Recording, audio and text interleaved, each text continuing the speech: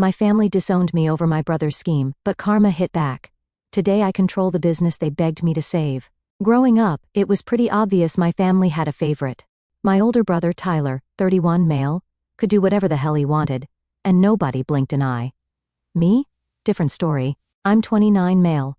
Our parents owned a small hardware store in town. They had us working there as soon as we could carry a toolbox. Fair enough, I guess. But it didn't take long to see how things really worked. Tyler got the easy stuff, ringing people up at the register, chatting with customers, or hanging out in the back, pretending to do paperwork. Meanwhile, I was the one unloading trucks, hauling heavy boxes and stacking shelves till my arms ached. If something broke, somehow that was my fault. If money went missing from the register, yeah, guess who got blamed? Tyler had a habit of skipping shifts without consequences. He's got a lot going on, my parents would say. But if I showed up 5 minutes late, you need to take this job seriously. Classic double standard. After a while, I stopped expecting things to be fair. Outside of work, Tyler wasn't much better. He treated my stuff like his personal stash. I'd walk outside to see my car gone, only for him to show up hours later with the tank on empty. If I called him out, he'd just laugh it off. Relax, man, it's not a big deal, he'd say. And my parents? He's your brother, don't be so selfish, every damn time. It wasn't just small stuff either. One time, I saved up for a brand new power drill, top of the line. Next thing I know, Tyler's borrowed it for some side job, and it comes back busted. I told him to replace it, but he just shrugged. It still works, doesn't it? My parents backed him up. It was an accident. Don't make a big deal out of it. After that, I started locking my tools in my truck just to keep him from getting his hands on them. The worst part was how they acted like Tyler could do no wrong. If he screwed up, there was always some excuse. Forgot to lock up the store one night? He must have been tired. Short on cash from the till? Maybe the register was off. Meanwhile, if I so much as looked at the clock during a slow shift, it was, you need to stay focused. Somewhere along the line, Tyler's screw-ups were getting worse. He got into gambling, sports bets, poker games, and God knows what else. It didn't take long before he started dipping into the hardware store's cash to cover his losses. I found out when I noticed the till coming up short more often than usual. I tried to mention it to Dad once, thinking maybe it was a mistake, but he just waved it off. Tyler's going through a rough patch, don't make a big deal out of it. Rough patch or not, the missing cash kept adding up. Meanwhile, I had to cover the difference more than once, taking it out of my own paycheck, just to avoid another lecture about responsibility. Tyler, of course, never got so much as a slap on the wrist. Mom just kept saying, he's under a lot of stress, he needs our support. Guess support included turning a blind eye, while he treated the register like his personal ATM. Things boiled over one night after we closed the store. Tyler dipped early again, leaving me to unload a shipment by myself. It wasn't just a few boxes either, pallets of lumber, bags of cement mix, and enough hardware to stock the shelves for a month. By the time I locked up, my back felt shot. I drove home and found Tyler in the garage, digging through Dad's toolbox drawers, the ones where he sometimes stashed extra cash. I didn't need to guess what he was looking for. Tyler had a habit of borrowing money when his gambling debts started piling up. Looking for tools or cash this time? I said. He didn't even look up. Mind your business. Yeah, the register's been short all week. You think no one noticed? I'll pay it back like last time. I stepped closer. How much this time? Poker? Football bets? He stepped closer, like he wanted to square up. At least I'm not busting my a-hole hauling boxes for minimum wage. Maybe if you took a few risks, you wouldn't be stuck scraping by. Before I could think, I shoved him, and we clashed. We scuffled, knocking over a stack of paint cans and making enough noise to bring Mom and Dad running. They burst into the garage just as I shoved Tyler against the wall. Mom yelled for us to stop, and Dad stepped between us, looking straight at me like I was the one who'd screwed up. I tried to explain about the missing money, but Dad cut me off, saying he didn't want to hear it. He said Tyler was under a lot of stress and that I needed to stop making things harder for him. Same excuse as always. I walked out before I said something I'd regret. After that night, I knew I needed to get out of that house. I kept my head down, worked my shifts, and tried to save up enough cash to get my own place. I wasn't looking for handouts, I just wanted out.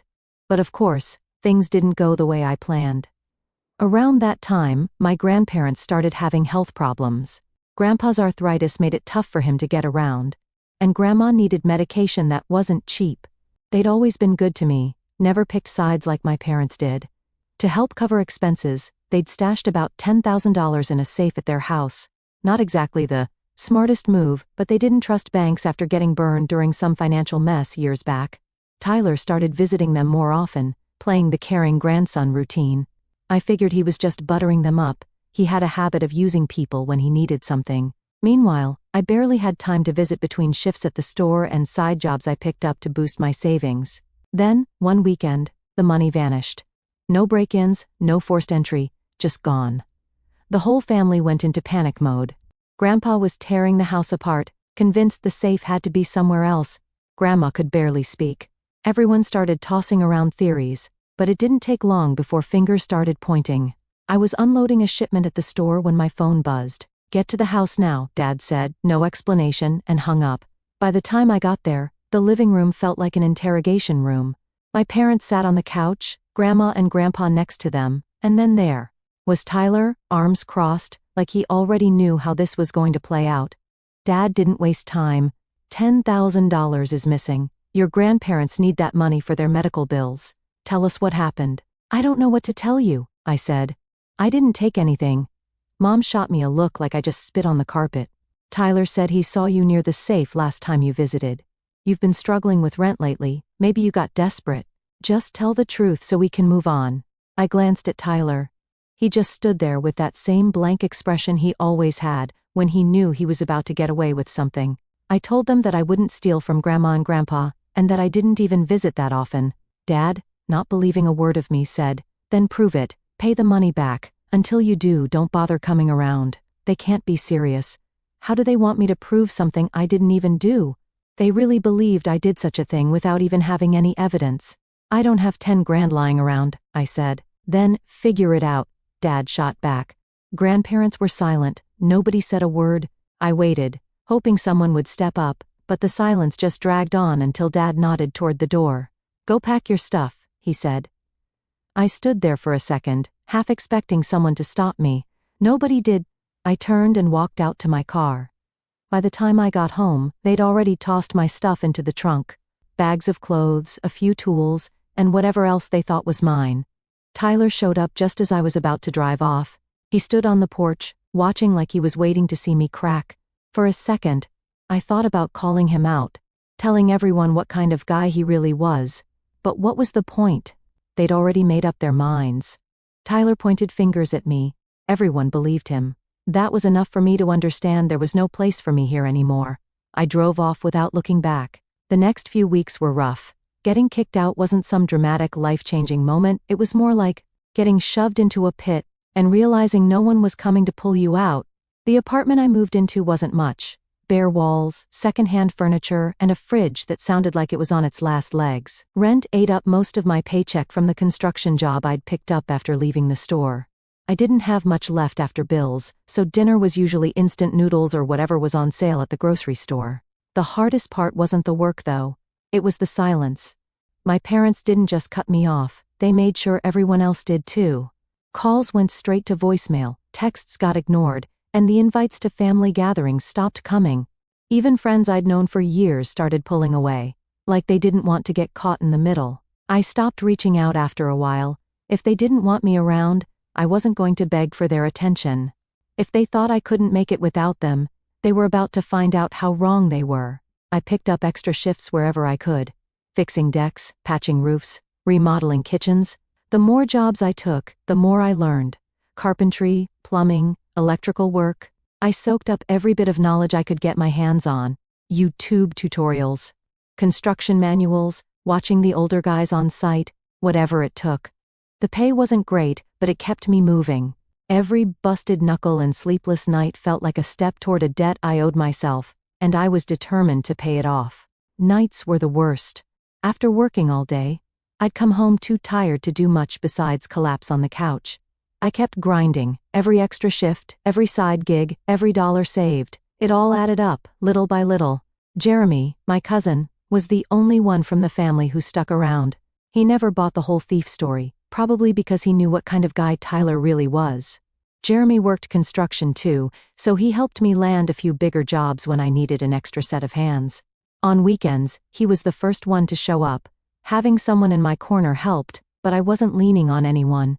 Every dollar I made went straight back into upgrading my tools and truck, no flashy spending, no wasted cash. It wasn't long before I had to make a choice: stick with my construction crew job, or go all in on my own thing. I walked into the site office, handed in my notice, and drove home, knowing there was no backup plan, no steady paycheck, just me and whatever jobs I could land. But that was the point: no safety net, no excuses. Going solo wasn't easy. Roofing in the summer heat, crawling under houses, to fix busted pipes, hauling drywall until my shoulders ached. None of it was fun, but I didn't care. Every job meant more cash, more skills, and more clients spreading my name around town. There was this one job that stuck with me, the one that really got things rolling. This guy hired me to build a custom deck on his lake house. The job had to be perfect, no shortcuts, no mistakes. I spent 2 weeks measuring, cutting, and building, working late into the evening with only a flashlight when the sun went down. By the time I finished, my hands were raw, and I was running on fumes, but the guy was impressed enough to start recommending me to his clients. Turns out, he was a real estate investor with properties all over the county. Suddenly, I wasn't just fixing decks, I was remodeling rental properties, flipping houses, and handling renovation contracts that paid more in 1 month than I used to make in 3. Real estate investors started calling, and that's when things really took off. With more jobs coming in, I needed help. I hired a couple of guys I trusted. No slackers, no complainers. We tackled everything from bathroom remodels to full-scale renovations. I made sure we did every job right the first time. No cutting corners, no rushing to finish early. Reputation mattered more than price, and I wasn't about to screw that up. The money started rolling in faster than I could spend it. The first thing I did was upgrade my truck. Nothing flashy, just a solid workhorse with enough space for tools and materials. I bought better equipment too: table saws, power drills, everything I needed to handle bigger jobs. I even picked up a trailer to haul lumber and debris, saving me time and money on every job. Every dollar that didn't go into tools or gas went straight into savings. No fancy dinners, no vacations, just slow, steady progress. I was too busy working to spend money anyway. 7 days a week, sun up to sundown, I was either on a job site or lining up the next gig. I didn't have much of a social life, but it wasn't my priority. Meanwhile, Tyler was still circling the drain. His gambling problem wasn't a secret anymore. Word around town was that he owed money to half the guys he used to hang out with. A few of them even showed up at the store looking for him, but my parents covered. For him, same as always, convinced he'd get back on track any day now. It didn't bother me. I had bigger things to worry about. A year in, I had more work than I could handle. I started turning down small jobs just to keep up with the bigger ones. Home remodels, commercial renovations, even a few custom builds. The kind of work that paid enough to keep my crews busy for weeks at a time. I bought a second truck, hired more guys, and expanded my crew to 3 teams. I wasn't just surviving, I was thriving. 3 crews running jobs across the state, pulling 6 figures a year, and living in a house I owned outright, all built from nothing. No handouts, no shortcuts. Success didn't happen overnight. In a couple of years, I wasn't just remodeling houses. I was handling multi-unit properties, office buildings, and retail spaces. But it didn't mean I forgot where I came from. Every time I drove past my parents' store, I remembered the nights I spent unloading trucks while Tyler sat in the back, pretending to do paperwork. I remembered the look on his face when I drove away that day, the smirk, the satisfaction of knowing he'd gotten away with it. And every time I thought about slowing down, I remembered that moment and pushed even harder. With the money rolling in, I expanded fast, bought more trucks, hired more guys, carpenters, electricians, plumbers. I kept my crews lean. No slackers, no dead weight. If a guy couldn't pull his weight or started showing up late, he was gone, simple as that. I didn't have time to babysit anyone. Every job had to be done right the first time. My cousin Jeremy stayed in the picture, helping with networking and landing clients. The guy knew everyone: property managers, real estate developers, even a few city officials. Thanks to him, I scored a contract with a developer building luxury condos downtown. That one job alone pulled in more money than my entire first year of side gigs. After a few years of running my own business, I didn't think much about my family anymore. My days were packed with renovation projects, managing crews and chasing deadlines. I barely had time to sleep, let alone dwell on what happened. But every now and then, Jeremy would fill me in. Turns out, Tyler had tried to start his own handyman business at one point, probably figuring if I could do it, so could he. But surprise, surprise, it didn't last long. Poor management, missed deadlines, and a reputation for cutting corners killed any chance he had. Clients started leaving bad reviews, word spread, and soon nobody wanted to hire him. The funny thing was, I didn't feel much of anything about it. No satisfaction, no sense of justice, just indifference. I was too focused on my own life to care. But karma has a way of showing up when you least expect it. It all came to a head one summer during a family get-together. I wasn't there.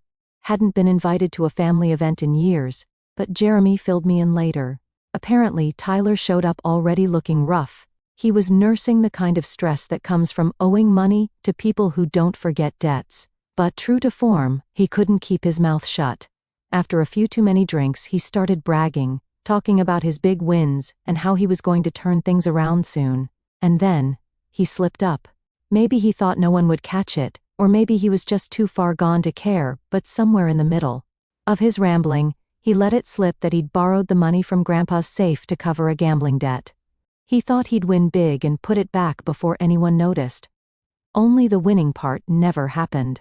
Grandpa didn't yell or make a scene. He just stood up, looked Tyler square in the eye and told him to leave. No more handouts, no more second chances. Grandma didn't say anything, just sat there with her hands folded in her lap, looking like she'd already known the truth all along. Tyler tried to talk his way out of it, said he'd pay them back once he got back on his feet. Nobody bought it. My parents, true to form, tried to smooth things over. He's going through a rough patch, we just need to support him. He's just drunk and babbling random love. But Grandpa wasn't having it. Don't make excuses for him. He stole from us and threw it on his brother. That's the kind of man he is. That was the end of it. Tyler left, slamming the door behind him. Nobody followed. When Jeremy called to tell me, I didn't say much, just let the news settle in. I wasn't surprised. I'd suspected Tyler from the start. But hearing the truth out loud still hit differently. Not because it changed anything, my family had already made their choice years ago. But there was a part of me that felt satisfied. I asked Jeremy how the rest of the family reacted. Turns out most of them just wanted to move on. Nobody talked about how they'd all stood by while I got kicked out. Nobody brought up the fact that they'd cut me off without a second thought.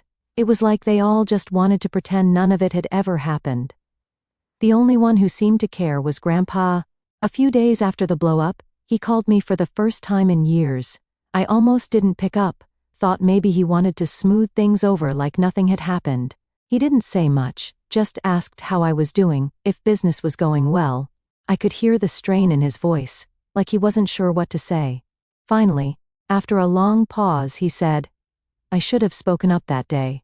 I knew you didn't take that money, but I guess I didn't know how to go against the rest of the family. I didn't say much in response, just told him I was doing fine. Maybe if he'd called years earlier, things would have been different, but by then, I'd already built a life without them. I didn't need their apologies. After that, I didn't hear from him again. Jeremy told me later that Grandpa stopped coming to family gatherings as often. Guess the whole thing hit him harder than anyone realized. As for Tyler, things didn't get any better. Last I heard, he was still bouncing between jobs, trying to scrape together enough to keep the lights on.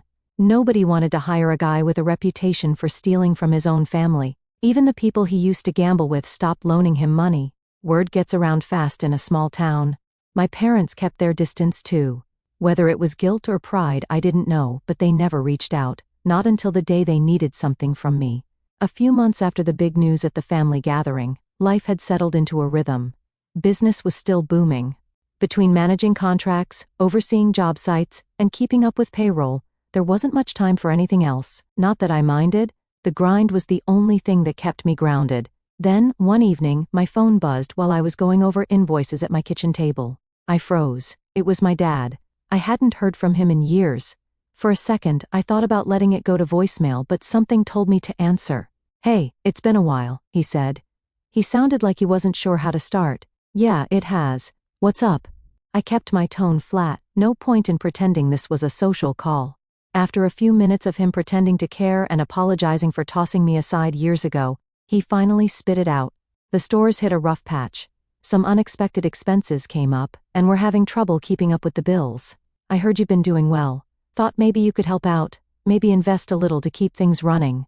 The audacity had me staring for a moment. To be honest, the same guy who kicked me out without proof was now asking for my money.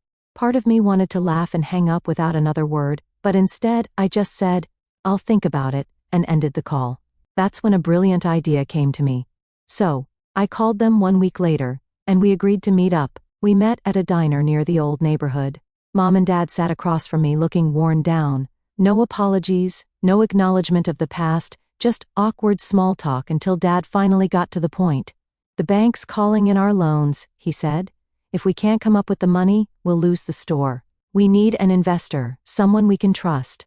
I let the silence stretch out, just long enough to make them squirm. Then I laid out my terms. I'd pay off the debts, but I wanted 51% ownership, majority, control, full authority to hire, fire, and make any decisions I saw fit, no exceptions. They were stunned at first. Of course, they expected me to help under no conditions and just throw my money at them. They wanted to argue, but I cut them off before they could start. "Take it or leave it. That's the only way I'd accept helping you, but if you leave it, the store's done." For a moment, neither of them said anything. I could see the struggle in their eyes, the ego clashing with the reality of their situation. But ego doesn't pay the bills. After a long pause, Dad nodded. "All right," he said. They signed the papers right there in the diner. Just like that, I became the owner of the business they once kicked me out of. Taking control of the store didn't feel like some big victory at first. It was just another job, another challenge to tackle. But as the weeks went by, the reality of it started to sink in. I wasn't just running the place, I owned it. The same building where I used to haul boxes and mop floors was now mine. Every decision, every paycheck, every dollar of profit, it all came through me. The first thing I did was go through the books.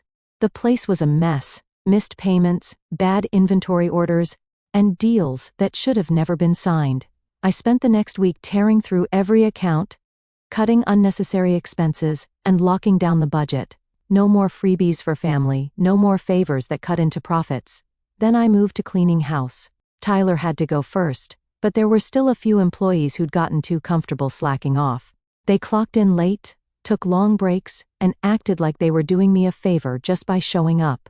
I gave them a week to shape up. Most of them didn't, so they were gone. No warnings, no second chances. I needed people who understood that this wasn't the same store it used to be. Once the staffing issues were sorted, I turned my focus to the finances. The books were worse than I expected. Overdue bills, bad supplier contracts, and enough wasted inventory to fill a warehouse. I spent hours going through every account, cutting unnecessary expenses, and renegotiating deals with suppliers. Some of them tried to push back, thinking they could take advantage of the new owner, but I made it clear that those days were over. Either they gave me better terms, or I'd take my business elsewhere. Most of them caved, the ones who didn't got replaced. With the finances under control, I tackled the inventory. Half the shelves were stocked with items that nobody bought. Cheap tools, outdated equipment, and random hardware that had been collecting dust for years. I cleared it all out, slashed prices to move the dead stock, and used the cash to bring in products that customers actually wanted. I added new lines of power tools, high-quality building materials, and specialty items that contractors couldn't get anywhere else in town. As for Tyler, it was time to give him what he deserved. He was the first to go. I didn't waste time. I walked into his office Monday morning and dropped the termination letter on his desk. "Your last paycheck. You're done here." "You can't do this," he shouted. I cut him off. "Yes, I can, and I just did." Security walked him out while the staff watched. Nobody defended him. Nobody even looked surprised. With Tyler gone, I turned my focus to the rest of the business. Sales picked up almost immediately. Contractors started coming in more often because they knew we had what they needed, and homeowners appreciated the better selection and cleaner store. I made sure the place looked professional. Organized shelves, clear signage, and a checkout process that didn't take half an hour. I even invested in a new point-of-sale system to speed things up and keep better track of inventory. Within 6 months, the store was back in the black. Sales were up, expenses were down, and profits were up by nearly 20%. By the end of the year, the store was pulling in more revenue than it had in the last 5 years combined. Suppliers started offering me better deals, and local contractors began recommending us to their crews. Word spread fast that the store was under new management and that, this time, things were done right. And my parents? They stayed on as employees. No special treatment, no extra perks. They clocked in and out like everyone else. If they didn't like it, they knew where the door was. I made it clear from day one, this wasn't a family favor, this was a business. For the first time in years, I didn't feel anger or resentment, just a sense of closure. I'd built my success without them, and now, every time they walked into that store, they'd know exactly who they answered to. Meanwhile, Tyler's downward spiral didn't slow down. No job, no money, and no more handouts from mom and dad.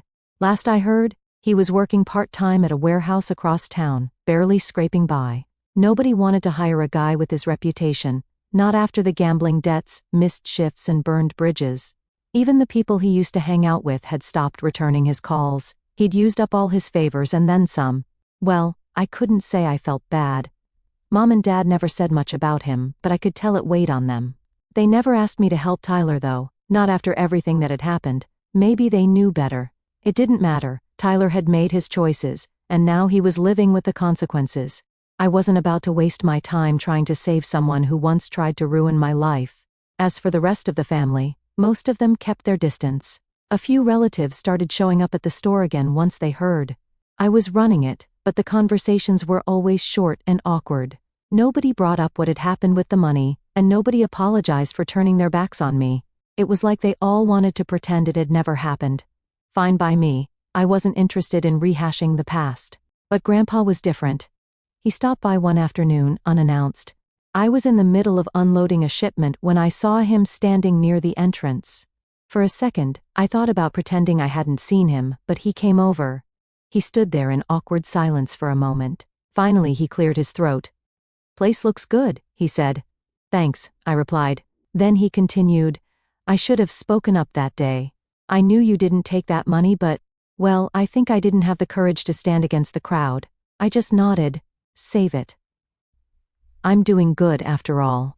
Maybe if he'd said those words years ago, things would have been different, but standing there, surrounded by the business I'd built with my own 2 hands, I realized I didn't need his apology. I'd already proven everything I needed to prove. After a few more minutes of small talk, he left. I never saw him again after that. Jeremy told me later that Grandpa had stopped going to family gatherings and kept to himself for the most part. Maybe the guilt was too much. Or maybe he just got tired of the drama. Either way, I didn't care. By the time the next year rolled around, the store was running like a well-oiled machine. Profits were steady, and the customers knew they could count on us. I kept building my construction business, running 3 solid crews while managing the store on the side. These days, I don't think much about the past. Life's better than ever, built on my own terms, and that feels so damn good. Edit. Wow, didn't expect this to blow up. Thanks for reading and for all the comments. I appreciate the support. To those asking, no, I haven't heard from Tyler in a while. Last I heard, he's still bouncing between jobs. As for my parents, they've learned to keep things professional at the store, but that's about it.